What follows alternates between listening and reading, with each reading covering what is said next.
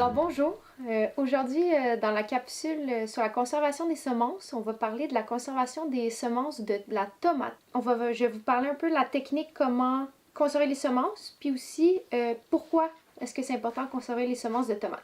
Alors ici on a la tomate Ida Gold, que c'est une de mes voisines qui m'en a donné des plants ce printemps. Et en général en Mingani ici, avec la saison courte et le climat un peu plus frais, la plupart des personnes font des tomates en serre.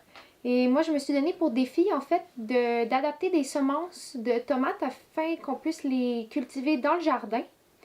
Alors, j'ai eu, sur peut-être une dizaine de plants que j'ai plantés, j'ai eu l'équivalent de ce petit bol-là de tomates qui ont tourné orange. Donc, j'ai décidé de les garder, de ne pas les manger et d'en conserver les semences pour pouvoir les replanter l'année prochaine.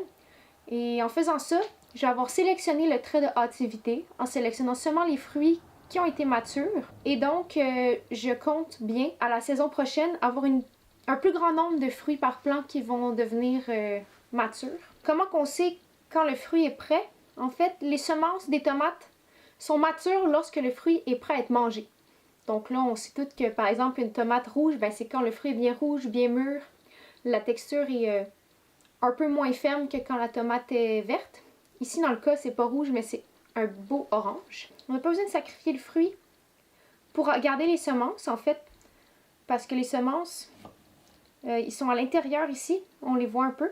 Et je vais seulement garder les semences à part, ici. Donc, les semences sont faciles à repérer, sont entourées d'une substance un peu gélatineuse. Et une fois que j'ai retiré les semences, la chair est encore très bonne, donc je peux la mettre de côté et la conserver. Je pourrais aussi, si je voulais, faire blanchir dans seulement 1 minute mes tomates dans l'eau bouillante, par exemple, si je voudrais les garder pour faire des conserves. Je pourrais, pas plus qu'1 minute dans l'eau bouillante, enlever la pleure, garder mes semences. Si je ne les fais pas bouillir, plus qu'1 minute, les semences vont être encore viables. Il faut faire attention, là, si je les oublierais dans l'eau bouillante, là, les semences pourraient ne plus être viables. Mais si on veut juste les faire blanchir pour pouvoir enlever la peau et conserver la chair pour la manger, il n'y a pas de problème. Alors, on garde ici avec les doigts, ça va très bien. Pourquoi je fais ça? Pourquoi je les sépare de même? En fait, il y a une substance gélatineuse qui est autour de la graine. Et dans le fond, je vais faire fermenter les graines dans un pot maçon pendant quelques jours. Puis la fermentation va dissoudre la petite peau gélatineuse qui est autour de la graine, puis ça va faciliter le séchage ensuite.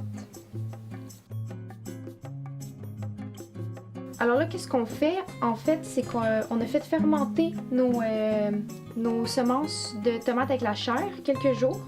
Puis on a observé qu'il y avait une séparation entre les graines, la chair, il y avait vraiment une séparation marquée.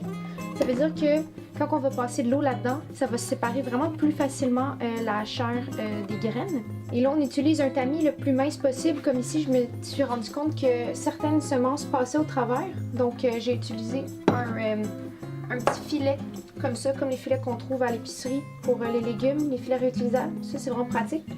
Avec ça, j'étais certaine que les semences n'allaient pas passer au travers.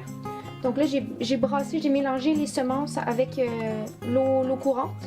Ça permet de détacher le plus possible.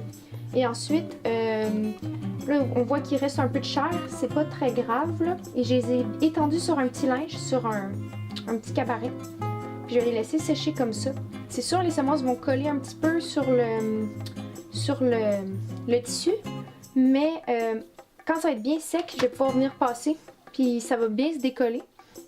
Et après ça, je vais pouvoir les considérer bien secs. Je vais peut-être les laisser sécher un petit peu encore dans un pot ouvert, là. Mais de cette manière-là, quand on a des grandes quantités de tomates, ça accélère vraiment le processus plutôt que de prendre les petites semences une à une dans la chair de tomate et tout. Les faire fermenter, les passer à l'eau comme ça rend le tout vraiment plus rapide.